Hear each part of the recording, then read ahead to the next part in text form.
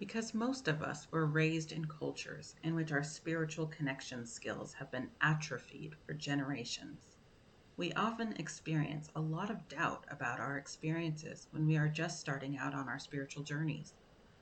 I am no exception, and this is one of the main reasons I started this channel to begin with, to hopefully provide some encouragement to those in this position. I wanted to share the following two stories, not to brag, but to demonstrate the reality of what we are dipping our toes in.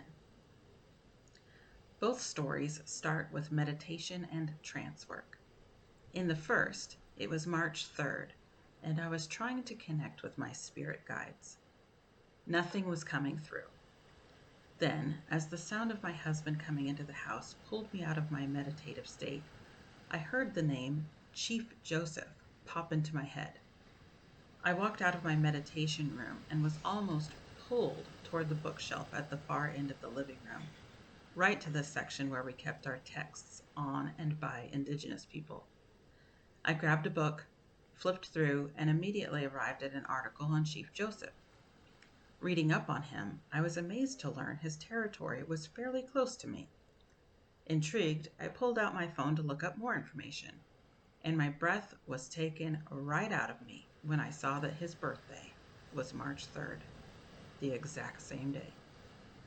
There is more to the story, but the synchronicity of that is what's most relevant to today.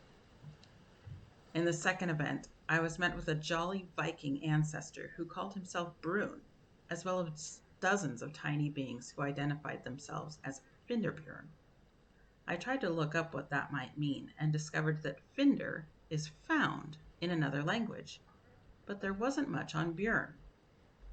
Brune, however, did come up as a traditional Norwegian name, which of course I didn't know.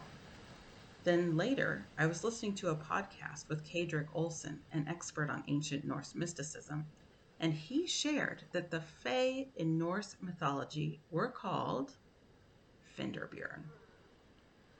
Both of these experiences showed me that what we experience in these trance states is often very real. Even now, I feel that I am wasting time by doubting.